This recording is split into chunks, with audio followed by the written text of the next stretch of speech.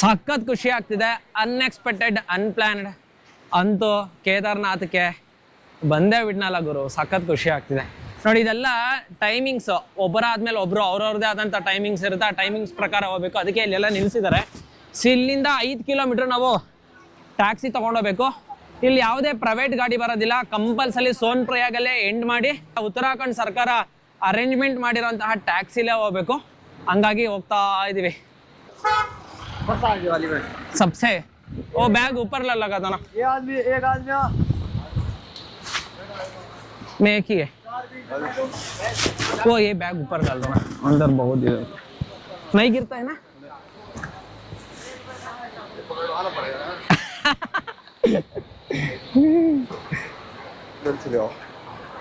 किधर से bag.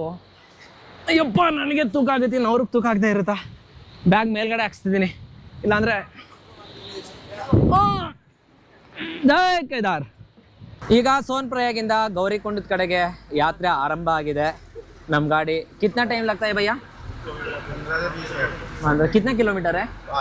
5 kilometre. क्यों इधर प्राइवेट गाड़ी अलाउड नहीं करते? ओनली उत्तराखंड गवर्नमेंट का कम है इधर. हाँ हाँ. आने को टाइम कितना बजे को बंद होता है? पूरी रात चालू है. पूरा रात चालू. अभी इधर से वापस जाने को ऋषिकेश को कितना बजे तक को वो रामपुर से सीतापुर से मिलता है बस? कितना बजे तक मिलता है शाम को? शाम को 3-4 बजे. पक्का 3-4 बजे तक मिलता है ना डायरेक्ट ऋषिकेश के लिए? वो उधर जाने को 7 घंटे चलता है. ಬರ್ಬೇಕಾರೆ ಯೋಚನೆ ಮಾಡಿ ಬರ್ಬೇಕಲ್ಲ, ಅದಕ್ಕೆ ಇವಾಗಲೇ ಎಲ್ಲ ಕೇಳ್ತಾ ಇದ್ದೀನಿ. ಪರವಾಗಿಲ್ಲ, ಒಂದು 20 ನಿಮಿಷ ಇನ್ನು ಗೌರಿಕುಂಡಕ್ಕೆ ತಲುಪಿ ಆಮೇಲೆ ಅಲ್ಲಿಂದ ಯಾತ್ರೆ ಶುರು ಮಾಡೋಣ. ನೋಡಿ, ಲಾಸ್ಟ್ ಟೈಮು ಇದೇ ಜಾಗದಲ್ಲಿ ಫ್ಲಡ್ ಆಗಿ ತುಂಬ ಪ್ರಾಬ್ಲಮ್ ಆಗಿತ್ತು. ಅದನ್ನು ಹಂಗೆ ಬಿಟ್ಟಿದ್ದಾರೆ, ಇನ್ನು ರೋಡ್ ಹಾಕಿಲ್ಲ.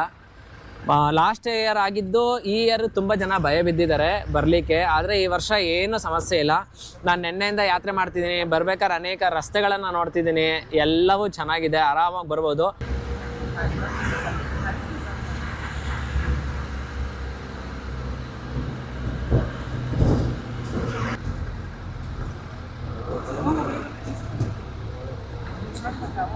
ಈಗ ಜಸ್ಟ್ ಗೌರಿಕುಂಡದ ಹತ್ರ ಬಂದು ಇಳಿದ್ವಿ. ಅಲ್ಲಿ ಎದುರುಗಡೆ ಕಾಣಿಸ್ತಿರೋ ಅಂಥದ್ದೇ ಗೌರಿಕುಂಡು. ಅಂದರೆ ನಾವು ಅಲ್ಲಿಂದ ಯಾತ್ರೆ ಆರಂಭ ಮಾಡೋ ಅಂಥ ಜಾಗ. ಸಿಕ್ಕಾಪಟ್ಟೆ ಲೈನ್ ಇರೋದ್ರಿಂದ ಗಾಡಿಗಳನ್ನ ಇಲ್ಲೇ ನಿಲ್ಲಿಸ್ಬಿಟ್ಟಿದ್ದಾರೆ.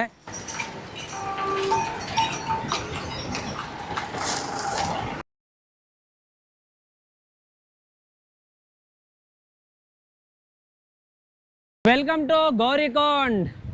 ಅಂತೂ ಫೈನಲಿ ಗೌರಿಕುಂಡಕ್ಕೆ ತಲುಪಿದ್ವಿ. ಫಸ್ಟು ಲಗೇಜಿನ ತೊಗೊಂಡೋಗಿ ಎಲ್ಲಾದರೂ ಇಡಬೇಕು, ಅದಕ್ಕೆ ವ್ಯವಸ್ಥೆ ಮಾಡಬೇಕು. ನೋಡಿ, ಗೌರಿಕುಂಡ್ ಅಂದರೆ ಇದೆ. ಈ ಜಾಗದಲ್ಲಿ ನಿಮ್ಗೆ ಯಾವುದೇ ಟ್ಯಾಕ್ಸಿಗಳು ಸಿಗಲ್ಲ. ಇಲ್ಲಿಂದ ಮಿನಿಮಮ್ 200ಇಂದ 300 ಮೀಟರ್ ನೀವು ನಡಿಲೇಬೇಕಾಗುತ್ತೆ. ಅಲ್ಲಿಂದ ಕೆಳಗಡೆ ನಿಮಗೆ ಟ್ಯಾಕ್ಸಿಗಳೆಲ್ಲ ಸಿಗುತ್ತೆ. ಇಲ್ಲೇನಂದರೆ ರೂಮ್ ಸಿಗುತ್ತೆ, ಊಟ ಸಿಗುತ್ತೆ, ಬ್ಯಾಗ್ ಇಡಲಿಕ್ಕೆ ಲಗೇಜ್ ಸಿಗುತ್ತೆ, ಮತ್ತು ಚಾರ್ಜಿಂಗ್ ಹಾಕೊಳ್ಳಿಕ್ಕೆ ಮೊಬೈಲ್ಗಳ ವ್ಯವಸ್ಥೆ ಇದೆ. ಸೊ ಎಲ್ಲ ವ್ಯವಸ್ಥೆಗಳು ಇಲ್ಲಿದೆ. ಬೇಕಾದ್ರೆ ಇಲ್ಲಿ ಕೂಡ ಉಳ್ಕೊಬೋದು. ಇಲ್ಲಿಂದ ನೆಕ್ಸ್ಟು ನಾವು 1 ಕಿಲೋಮೀಟ್ರ್ ಆದಮೇಲೆ ಟ್ರಕ್ಕಿಂಗ್, ಫೈನಲಿ ಟ್ರಕ್ಕಿಂಗ್ ಶುರುವಾಗೋದು ಗೌರಿಕುಂಡಿಂದ 1 ಕಿಲೋಮೀಟ್ರ್ ಆದಮೇಲೆ. ಸೊ ಈಗ ಫಸ್ಟ್ ನಾನು ಮಾಡಬೇಕಾಗಿರೋದು ಬ್ಯಾಗ್ನ ಒಂದು ಕಡೆ ಇಡಬೇಕು. ಅದ್ರ ಬಗ್ಗೆ ವಿಚಾರಿಸ್ತೀನಿ. ಭಯ್ಯ, ಲಾಕರ್ ರೂಮ್ ಕಿದ್ದಾರೆ? ಬ್ಯಾಗ್ ರಖನೆಗೋ ಲಾಕರ್.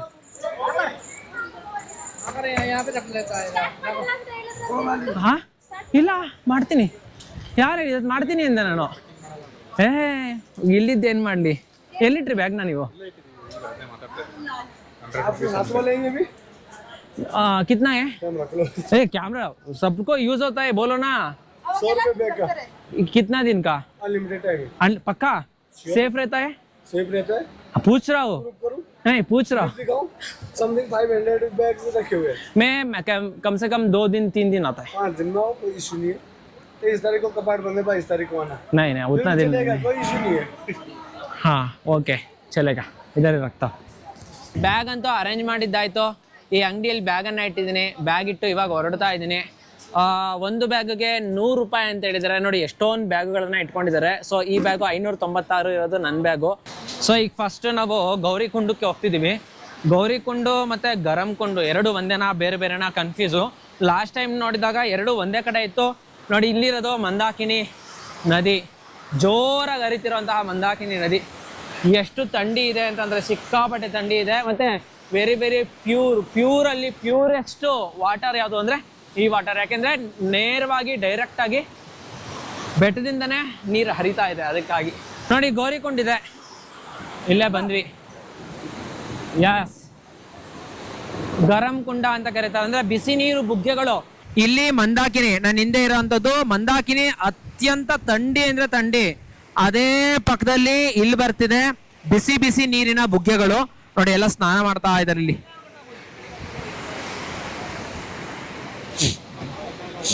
ಎಷ್ಟು ಬಿಸಿ ಇದೆ ನೋಡೋಣ. ಲಾಸ್ಟ್ ಟೈಮು ನಾನು ಬಂದಾಗ ಇಲ್ಲೆಲ್ಲ ಈಚ್ ಕಡೆ ಅಲ್ಲಿ ನಂದಿ ಬಾಯಿಂದ ನೀರು ಬರ್ತಿದ್ಯಲ್ಲ, ಅಲ್ಲಿ ಫುಲ್ಲು ಗೌರಿದೊಂದು ಮಂಟಪ ಮಾಡಿ ದೇವ್ರನ್ನಿಟ್ಟೆಲ್ಲ ಮಾಡಿದ್ರು. ಫ್ಲಡ್ ಆದಾಗ ಅದೆಲ್ಲ ಹೋಗಿದೆ. ಇವಾಗ ಓಪನ್ ಪ್ಲೇಸ್ ಇದೆ, ಇದೊಂಥರ ಚೆನ್ನಾಗಿದೆ. ಎಷ್ಟು ಪೀಸ್ ಗರಂ ಜಾದ हाँ पक्का कैसा किधर से आ रहा है? नहीं यार, ये गर्म पानी किधर से आ रहा है? नीचे से आ रहा है. ओ ಅಲ್ಲಿ ಬಿಸಿ ನೀರಿನ ಬುಗ್ಗೆ.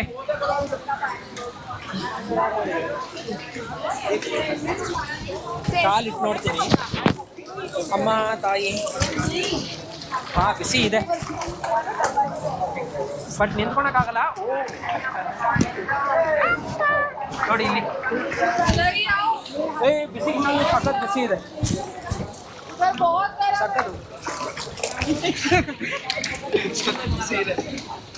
ಅಲ್ಲೇ ನಿಂತ್ಕೊಳಕ್ಕಾಗಲ್ಲ, ಸ್ನಾನ ಮಾಡ್ಬೋದು ಬಟ್ ನಿಂತ್ಕೊಳಕ್ಕಾಗಲ್ಲ. ಇಷ್ಟು ಥಂಡಿಯಲ್ಲಿ ಇಷ್ಟು ಬಿಸಿನೀರು ಬರ್ತಿದೆ ಅಂದ್ರೆ ಇಟ್ಸ್ ಗ್ರೇಟ್. ಬಟ್ ಆದ್ರೆ ಆಶ್ಚರ್ಯ ನೋಡಿ, ಪ್ರಕೃತಿಯ ನೇಚರು. ಪಕ್ಕದಲ್ಲೇ ಮಂದಾಕಿನಿ ನದಿ, ಸಿಕ್ಕಾಪಟ್ಟೆ ಥಂಡಿ, ಅದ್ರ ಪಕ್ಕದಲ್ಲೇ ಬಿಸಿ ನೀರಿನ ಬುಗ್ಗೆಗಳು. ಎಲ್ಲಿಂದ ಬರ್ತಿದೆ ಅಂತಂದ್ರೆ ಅಲ್ಲಿ ನೀರು ಉಕ್ತಿದೆ ನೋಡಿ, ಗುಳ್ಳೆಗಳಾಗಿ. ಸಖತ್ತಾಗಿದೆ ಗುರು, ಎಲ್ಲ ಸ್ನಾನ ಮಾಡ್ತಿದ್ದಾರೆ. ಬೆಟ್ಟದ ಮೇಲೆ ಏನಾದ್ರೂ ಇದೇ ತರ ಇದ್ದಿದ್ರೆ ಎಷ್ಟು ದಿನ ಬೇಕಾದ್ರೂ ಸ್ಟೇ ಮಾಡ್ಬೋದಾಯ್ತು, ಸ್ನಾನ ಮಾಡ್ಬೋದಾಯ್ತು. ಬೆಟ್ಟದ ಮೇಲೆ ನಿಮ್ಗೆ ಎಷ್ಟೇ ದುಡ್ಡು ಕೊಡ್ತೀನಿ ಅಂದ್ರೆ ಬಿಸಿನೀರು ಕೊಡಲ್ಲ. ಕೇದಾರ್ನಾಥ್ ಮೇಲ್ಗಡೆ. ಇದನ್ನ ಯಾಕೆ ಗೌರಿಕೊಂಡ ಅಂತ ಕರೀತಾರೆ ಗೊತ್ತಾ ನಿಮ್ಗೆ?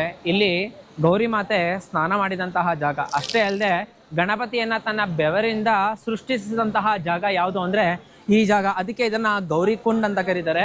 ಪಕ್ಕದಲ್ಲೇ ಮಂದಾಕಿನಿ ಇದ್ರೂ ಕೂಡ ಇಲ್ಲಿ ಬಿಸಿ ಬಿಸಿಯಾಗಿ ನೀರು ಬರುತ್ತೆ. ಗೌರಿ ಮಾತೆ ಬಿಸಿ ಬಿಸಿಯಾಗಿ ಸ್ನಾನ ಮಾಡಿದ್ರ ಗೊತ್ತಿಲ್ಲ, ಗೊತ್ತಿದ್ದವ್ರು ಕಾಮೆಂಟ್ ಮಾಡಿ. ನೋಡಿ ಇಲ್ಲೂ ಕೂಡ ಹೊಗೆ ಬರ್ತಿದೆ ನೋಡಿ, ಇಲ್ಲಿ ಗಮನಿಸಿ ಹೊಗೆ ಹೆಂಗ್ ಬರ್ತಿದೆ ಅಂತಂದ್ರೆ ಅಲ್ಲಿ ನೋಡಿ, ಇಲ್ಲಿ ಇಲ್ಲಿ ಇಲ್ಲಿ ಸಿಕ್ಕಾಪಟ್ಟೆ ಹೊಗೆ ಇದೆ ನೋಡಿ, ಇಲ್ಲೆಲ್ಲ ಉದ್ಭವ ಆಗ್ತಿದೆ. ಇದಂತೂ ಹೆವಿ ಓವರ್ ಬಿಸಿ ಇದೆ, ಇಲ್ಲಿ ಮುಟ್ಟಿದ್ರೆ ಕೈಯ ಸುಟ್ಟೋಗುತ್ತೆ. ಅಲ್ಲಿಂದ ಬಂದು ನೋಡಿ ಇಲ್ಲಿ ಭೂಮಿ ಕೆಳಗಡೆ ಇಲ್ಲೆಲ್ಲನೂ ಬುಗ್ಗೆಗಳು ಎದ್ದೇಳ್ತಾ ಇದೆ ನೋಡಿ, ಹೆಂಗ್ ನೀರು ಹಾಕೊಂತಿದಾರೆ ಅವರೆಲ್ಲ. ಕಾಲು ಹೊಗೆ ಹೊಗೆ ಹೊಗೆ ಹೊಗೆ ಹೆಂಗ್ ಬರ್ತಿದೆ ಅಲ್ಲೆಲ್ಲ. ಅವಾಗ್ಲಿಂದ ನಡೆದು ಪಾದ ಸಿಕ್ಕಾಪಟ್ಟೆ ನೋವು ಬಂದಿತ್ತು. ಇಲ್ಲೊಂದು ಸ್ವಲ್ಪ ಬಿಸಿ ನೀರಲ್ಲಿ ಕಾಲಿಟ್ಟ ಮೇಲೆ ಒಂದು ಸ್ವಲ್ಪ ಆರಾಮ ಅನ್ನಿಸ್ತಿದೆ. ಇನ್ನೊಂದು 5 ನಿಮಿಷ ಇಲ್ಲೇ ಥರನೇ ಓಡಾಡಿ ಆಮೇಲೆ ಯಾತ್ರೆಯನ್ನು ಆರಂಭ ಮಾಡ್ತೀನಿ. ಸ್ವಲ್ಪ ರಿಲ್ಯಾಕ್ಸ್ ಅನ್ನಿಸ್ತಿದೆ. ಸೊ ಈಗ ಗೌರಿಕುಂಡಿಂದ ಮೇಲ್ಗಡೆ ಹೋಗ್ತಿದ್ದೀನಿ. ಹೊಸ ಜಾಗ ರಿಸರ್ಚ್ ಮಾಡಿ ಹೋಗ್ತಾ ಇದ್ದೀನಿ. ನೋಡಿ ಹೆಂಗಿದೆ ಜಾಗ, ಇದು ಚೆನ್ನಾಗಿದೆ ಗುರು. ಇದೊಂಥರ ಹೋಗೋದಕ್ಕೆ ಆ್ಯಕ್ಚುಲಿ ಒಂದು ಹೇಳಕ್ಕೆ ಇಷ್ಟಪಡ್ತೀನಿ. ಈ ಸಲ ಈ ವಿಡಿಯೋ ನೋಡೋರು ನೀವು ಡೆವೋಷನಲ್ ಇನ್ಫಾರ್ಮೇಷನ್ ಬೇಕು ಅಂತಿದ್ರೆ ಕೆಳಗಡೆ ಒಂದು ಲಿಂಕ್ ಬರುತ್ತೆ. ಆ ಲಿಂಕಲ್ಲಿ ವಿಡಿಯೋ ನಿಮಗೆ ಪೂರ್ತಿ ಡೀಟೇಲ್ಸು, ಡೆವೋಷನಲ್ಲು, ಹಿನ್ನೆಲೆ, ಹಿಸ್ಟ್ರಿಗಳನ್ನು ಹೇಳಿದ್ದೀನಿ. ಸೊ ಹಂಗಾಗಿ ಈ ಸತಿ ಯಾವುದೂ ಇಲ್ಲ, ಎಕ್ಸ್ಪೀರಿಯೆನ್ಸು. ನಾವು ಒಬ್ಬರೇ ಬಂದರೆ ಯಾವ್ಯಾವ ರೀತಿ ಎಕ್ಸ್ಪೀರಿಯೆನ್ಸ್ ಮಾಡ್ಬೋದು, ಏನೇನು ಸಿಗುತ್ತೆ, ಒಬ್ಬೊಬ್ಬರೇ ಇದ್ದರೆ ಯಾರ್ಯಾರನ್ನ ಪರಿಚಯ ಹೇಗೆ ಮಾಡ್ಕೊಬೋದು, ಅಥವಾ ಪರಿಚಯ ಆದವರು ಹೇಗಿರ್ತಾರೆ, ಹೊಸ ಜಾಗ ಹೇಗಿದೆ, ಈ ಪ್ರತ್ಯಕ್ಷ ಅನುಭವ ಮಾತ್ರ ಈ ವಿಡಿಯೋದಲ್ಲಿ ನಿಮಗೆ ಸಿಗುತ್ತೆ.